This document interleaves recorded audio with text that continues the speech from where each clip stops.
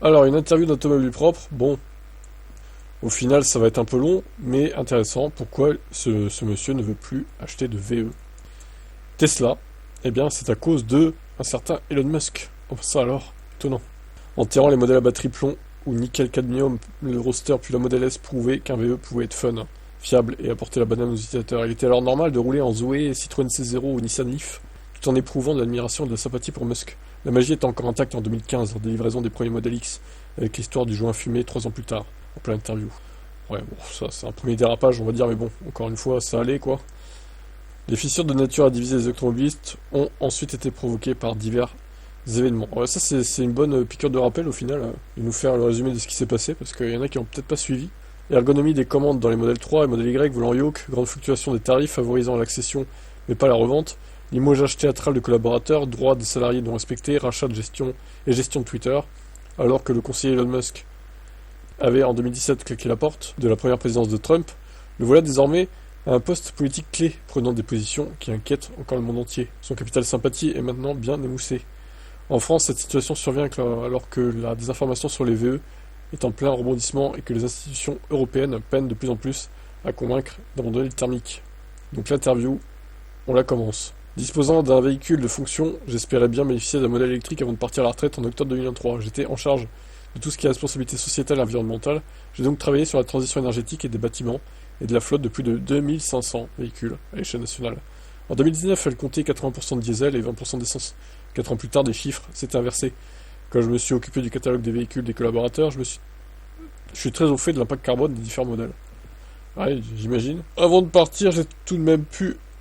Alors, même en place, je pense que il voulait marquer mettre en place, avec les collaborateurs, une fois aux questions sur les avantages et les inconvénients de l'électrique, je m'étais appuyé sur les travaux de l'ADEME pour éliminer les objections qui n'étaient pas fondées. Par exemple, la production d'électricité, qui serait pire que celle du carburant. N'importe quoi, qui croit ça, quoi. Surtout en France, en plus. C'est la raison qui m'a poussé à rouler en électrique à titre personnel entre décembre 2022 et février 2023. Mon épouse et moi sommes allés découvrir et essayer des VE dans les concessions, desquelles nous sommes repartis avec des propositions commerciales. J'avais différents critères, dont l'autonomie, un certain niveau d'équipement, l'éligibilité au bonus maximum et les préconisations de l'ADEME. En croisant les paramètres, les modèles français ont vite été recalés. Peugeot i 2008, des S3 Intense trop chers, de l'autonomie réelle de l'ordre de 200 km était très loin des 400 que je souhaitais.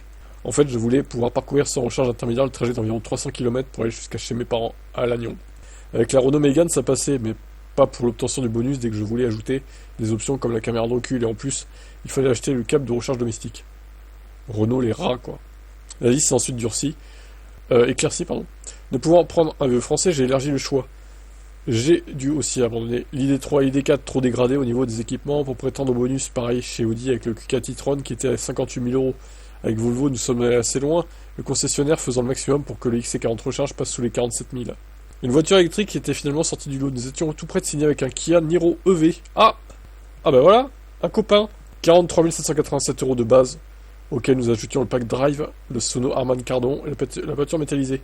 Comme ça se concrétise avec Kia, j'avais rencontré un professionnel pour aller faire installer une borne de recharge à la maison. C'est lui qui nous a incité à essayer une Tesla. J'avais pas retenu cette marque en raison de la personnalité d'Elon Musk. Quand j'ai vu l'intérieur si épuré, la grande tablette au centre du tableau de bord, j'ai tout de suite pensé que ma femme n'en voudrait pas. Au contraire, elle a tout de suite été convaincue par l'essai du modèle Y, qu'elle a trouvé confortable et agréable à conduire. Finalement, quelque chose qu'on ne voulait pas devient notre premier choix.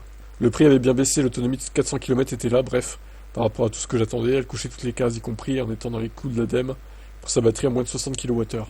À part un certain type de jante, j'ai tous les équipements que je souhaitais, pas trop le choix pour la peinture, je préférais au noir, le blanc, plus pertinent pour l'été. Alors lui, ouais, il voulait pas une trop grosse batterie, en fait, par rapport à l'écologie. Il voulait rester pas plus de 60, quoi. Ça peut s'entendre, après, voilà.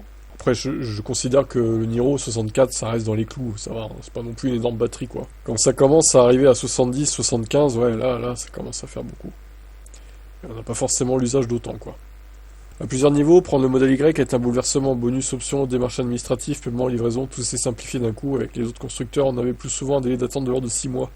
Pour 250 euros, on a réservé le 12 février 2023, on a reçu la voiture le 21 mars suivant, donc un mois et quelques.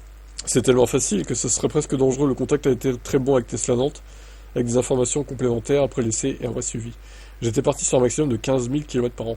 Nous n'avons pas encore la voiture depuis 2 ans que le compteur a déjà dépassé les 33 000 km. Ah ouais, il est au-dessus de la moyenne du coup, qui s'était fixé. En 2024, j'ai dû effectuer pas mal de déplacements jusqu'à Lannion pour soutenir un parent très malade. Je regarde pas me borne 7 kW avec des lestages en fonction des consommations électriques en route de la maison. Avec le recul, tout le monde est satisfait du véhicule.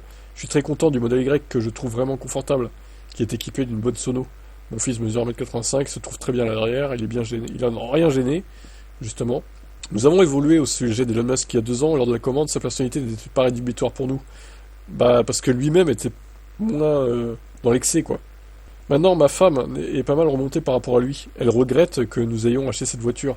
Je suis pas partisan de ce que Musk a fait et dit. Si nous devions aujourd'hui acheter notre première VE, ce serait le Niro EV. Alors, ouais, par contre, Niro EV, vu qu'il faisait des allers-retours à Lannion, là, pour le recharger, si, il aurait rechargé chez lui, du coup. Mais sur la recharge rapide, il aurait pleuré, hein. Clairement, surtout l'hiver. On sent que quelque chose a changé dans le regard des gens. Dernièrement, je me suis arrêté pour laisser passer un piéton. Il nous a toisé en passant devant notre voiture, en regardant bien, puis nous après. Dur. Le mec qui est jugé avec sa Tesla, là. JL cherche cependant à rassurer son épouse. Je lui dis que certes, Elon Musk est derrière Tesla, mais dans son entreprise, il y a plein de gens bien qui travaillent sur les voitures de la marque. J'essaie de relativiser et aimer les choses, même si l'attitude de cette personne me dérange. Ma femme conduit assez peu cette voiture. Elle a une Citroën C3 Essence. Elle avait pour projet de passer aussi à une électrique. Maintenant, elle est plutôt dans le scepticisme à la suite des discussions avec des amis. Bah après, il n'y a pas que Tesla, hein, comme VE, surtout que Tesla fait pas de citadine. Donc si elle veut une citadine, il va falloir trouver plutôt un constructeur généraliste, quoi, hein. Plutôt que Tesla, à moins qu'ils sortent la Model Q dans pas longtemps, mais bon, moi j'y crois pas trop à cette voiture. Bon, après, il y a l'avis de l'auteur, Philippe Schwörer. Du coup, voilà. Bah écoutez, Gilles, il a l'air un peu remonté contre Elon, et je pense que c'est pas le seul. Honnêtement, plus on voit de témoignages sur les réseaux sociaux, plus on voit qu'Elon Musk il énerve tout le monde en fait. Moi y compris, hein. Alors moi de base je suis pas fan d'Elon Musk, je m'en fous un peu, je suis plutôt objectif. Je considère qu'il a fait des bons trucs quand même. Le fait de lancer Tesla, de foutre un coup de pied dans la fourmilière des VE, c'est très bien, franchement c'est très bien. Maintenant, ses avis politiques, maintenant, c'est quand même contradictoire avec ce qu'il a fait avant, en fait, en termes d'écologie, etc. Enfin, on sent qu'il s'est rallié à Trump par dépit, et aussi parce qu'il partage ses idées anti-immigration et tout, je pense.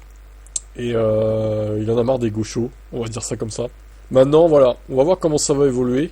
J'espère que ce pauvre Gilles n'aura pas son modèle Y de dégradé, justement, parce que c'est vrai qu'il y a plein de témoignages qui continuent sur les groupes, hein, Facebook. Il y a des gens, ils partagent des vidéos du mode Sentinelle, des séquences du mode Sentinelle, du coup, où on voit des gens rayer leur voiture, en fait. Ils sont vraiment choqués, quoi. Bon, j'espère que ça va se calmer, tout ça, mais bon. Je suis un peu pessimiste, hein. Franchement, j'espère qu'il va pas sortir d'autres dingueries, le Musk, là. De toute façon, on sera ici pour en parler. Soyez-en certains. Voilà pour ça. Vous en pensez quoi de son témoignage? Est-ce que vous reconnaissez un peu dans son témoignage à lui, là? Allez, ciao.